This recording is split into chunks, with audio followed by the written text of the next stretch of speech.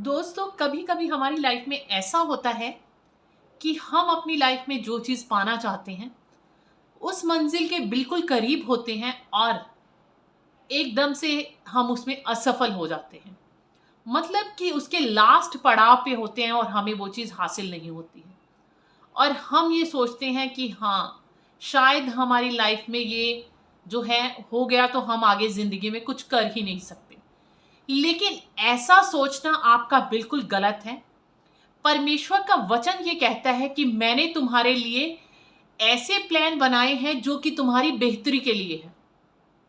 हमारी सोच सिर्फ वहीं तक जाती है कि हाँ, हम ऐसा करेंगे, हम वैसा करेंगे, हम अपनी लाइफ में ये कर लेंगे।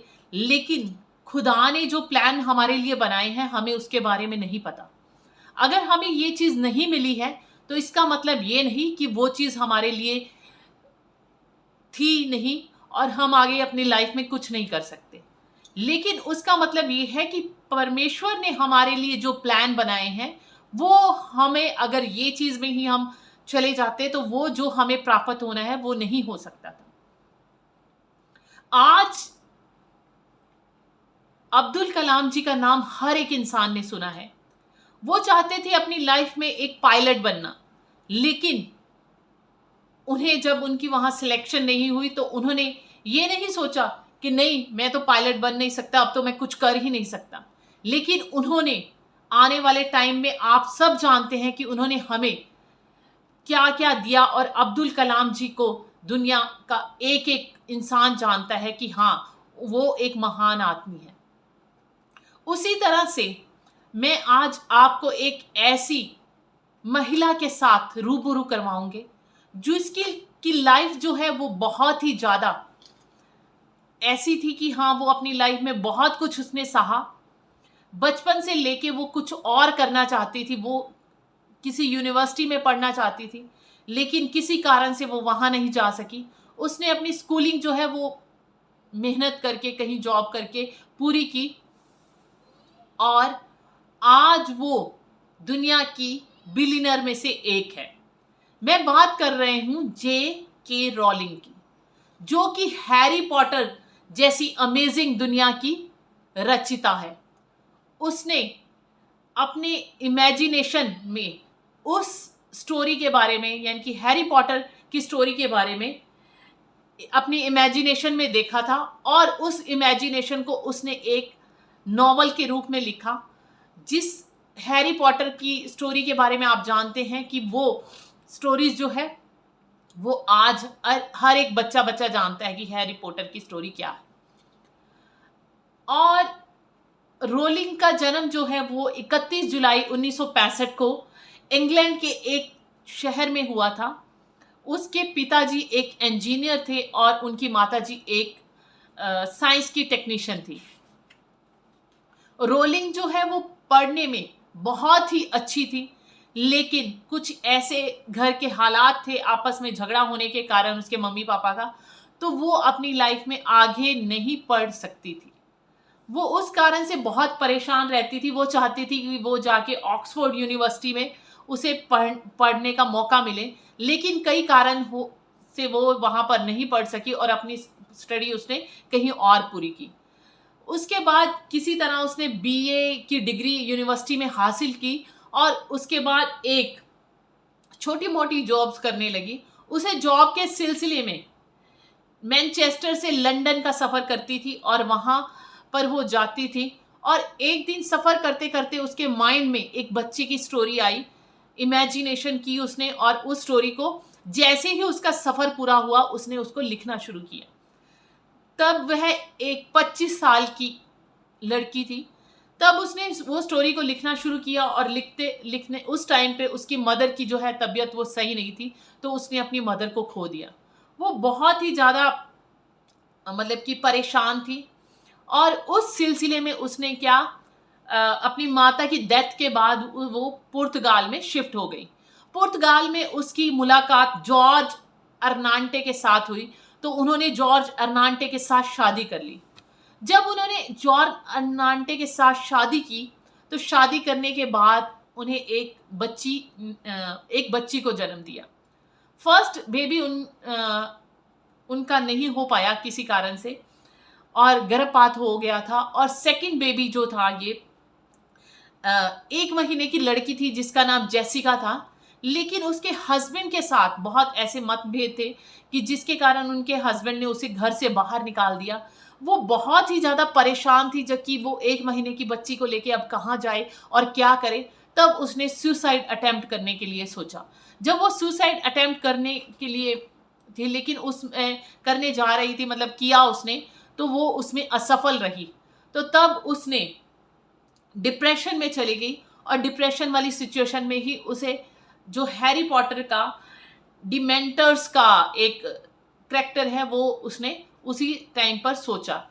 और ये सब चीज़ें जब चल रही थी तो वो अपनी बहन के पास, रोलिंग अपनी बहन के पास स्कॉटलैंड में चली गई, और वहीं से उसने अपने पति के साथ जो है वो डाइवोर्स का केस लड़ा। जब ये सब कुछ वो कर रही थी तो उसे मतलब बहुत ही ज़्यादा परेशानी में थी, बहुत सोचती थी। डिप्रेशन के कारण वो बहुत ही ज़्यादा परेशान थी। उसकी हालत इतनी ज़्यादा ख़राब थी कि वो मतलब कि अपनी जो उसने स्टोरी लिखी थी हैरी पॉटर की, उसने अलग अलग जगह पे पब्लिश करने के लिए खुद टाइपिंग करके पूरी स्क्रिप्ट तैयार की। और स्क्रिप्ट तैयार करने के बाद वो बहुत सारे पब्लिश सेंटर्स में गई। वहाँ पर उन्होंने क्या है कि पब्लिश सेंटर में 12 पब्लिश सेंटर ने उसको रिजेक्ट कर दिया। जब वो रिजेक्ट हो गई तो इन्हीं सारी प्रॉब्लम्स के बाद भी उसकी कॉन्फिडेंस लेवल कम नहीं हुआ। उसने बार बार ट्राई करती रही, और फाइनली जून 1997 में लंदन के एक छोटे से पब्लिश हाउस जिसका नाम है ब्लूम्सबेरी, हाँ ब्लूम्सबेरी, उस ऑनर की बेटी ने रोलिंग को उस जो बुक उसने लिखी थी हैरी पॉटर वाली, उसके लिए उसे पसंद आई। उसने उसे कहा कि मैं इसकी 1000 कॉपीज जो है उसको पब्लिश करूंगी। तो उसने 1000 कॉपी को पब्लिश किया, और 500 जो है वो लाइब्रेरीज में ही खत्म हो गई, मतलब डिस्ट्रीब्यूट हो गई। और आज हैरी पॉटर की जो स्टार्टिंग की ओरिजिनल कॉपी है उसकी वैल्यू जो है वो 2000 पाउंड से भी अधिक है। कुछ महीनों के बाद हैरी पॉटर की ब्रिटिश बुक अवार्ड और चिल्ड्रन बुक अवार्ड्स में उसको प्रथम स्थान मिला। जब उन्हें प्रथम स्थान मिला तो वहीं से शुरुआत हुई उसके सक्सेस स्टोरी की। अक्टूबर 99 में नॉवेल को क्या हुआ, पब्लिश करके राइट्स का ऑक्शन भी किया गया, और उसमें 1,50,000 डॉलर्स में स्कॉटिस्ट नामक एक कंपनी है उन्होंने खरीद लिया। जब उन्होंने खरीद लिया तो रोलिंग को सक्सेस का एक अलग ही अनुभव हुआ, और वो आगे उसकी सक्सेस की जर्नी शुरू हो गई। उसके बाद जो वार्नर ब्रदर हैं उन्होंने रोलिंग की जो हैरी पॉटर की है उसको फिल्म के रूप में दर्शाने के लिए उनसे कॉपीराइट्स ले लिए। उसके बाद 2001 से लेके 2011 तक जो हैरी पॉटर की है 8 पिक्चर्स आई, और वो सभी हिट रही। और उससे जो जेके रोलिंग है उनका जो करियर है वो बुलंदियों पर पहुंच गया। और इस वजह से आज जो हैरी पॉटर की स्टोरी की वजह से जेके रोलिंग को जो है एक प्रथम स्थान के रूप में जाना जाता है कि वो एक बेस्ट नॉवल लिखी उन्होंने, जो कि वर्ल्ड की सबसे अच्छी जो है हैरी पॉटर की स्टोरी है, जो कि जिसकी 8 बुक थी, 8 की 8 बुक्स जो है वो वर्ल्ड क्लास हैं। तो इसलिए जब 2011 में रोलिंग जो है वो बहुत ही बिलियनर में उनका नाम गिना जाने लगा, और 2011 में उन्होंने दूसरी शादी की, और वो स्कॉटलैंड में आजकल रह रही हैं। मेरी ये स्टोरी सुनाने का मतलब ये था कि आपकी लाइफ में बहुत सारे उतार चढ़ाव आते हैं। रोलिंग अगर उस टाइम पे चाहती तो वो सुसाइड कर लेती, और सुसाइड जब नहीं अटेम्प्ट हुआ तो सुसाइड के बिना बाद भी वो चाहती तो बहुत अपनी नॉर्मल सी लाइफ जीना शुरू कर देती। और जो उसने जो सपने देखे थे कि हाँ कि वो एक इस स्टोरी को अगर पब्लिश हो गया तो ये है, तो वो अपने सभी सपनों को मार कर वो एक जगह पर बैठ सकती थी। लेकिन उसने हार नहीं मानी, और वो बार बार पब्लिश के लिए एक पब्लिशर से दूसरे पब्लिशर पर, तीसरे पे, ऐसे वो जाती रही। 12 लोगों के रिजेक्ट होने के बाद जब वो 11वें में गई तो 11वें में भी अपने आप कॉल आई, तो इसलिए हमें अपना काम जो है वो निरंतर करते रहना चाहिए, कभी भी हार नहीं माननी चाहिए। रोलिंग जो थी वो एक डिप्रेशन में भी चली गई, डिप्रेशन में जाने के बाद भी उसने वो सारी चीजें करती रही। ये नहीं उसने सोचा कि हाँ नहीं अब तो मेरी सारी जिंदगी खराब हो गई है, कि हाँ मुझे डाइवोर्स मिल गया है, मैंने सुसाइड अटेम्प्ट कर लिया, अब तो मैं कुछ नहीं कर सकती, ये है वो। उसने भी ये सब कुछ सोचा, लेकिन फिर दोबारा से वो खड़ी हो गई। इसलिए आपकी लाइफ में बहुत सारे ऐसे स्ट्रगल्स आते हैं, बहुत सारी ऐसी चीजें आती हैं, लेकिन उन सब चीजों को आप ये मत सोचिए कि हाँ अब तो मेरी लाइफ खत्म हो गई है। आप उन सब चीजों से बाहर आइए। खुदा ने आपके लिए एक नया प्लान बनाया हुआ है, उस प्लान के साथ अपने आप को डाल दीजिए ताकि आप आने वाले टाइम में एक सक्सेसफुल लाइफ जी सके। कभी भी जब तक ये जीवन है, समय है, जब तक आपके पास लाइफ है, आप अपनी लाइफ में हमेशा कर्म करते रहिए, हमेशा अपने आप में बेस्ट देने की कोशिश कीजिए।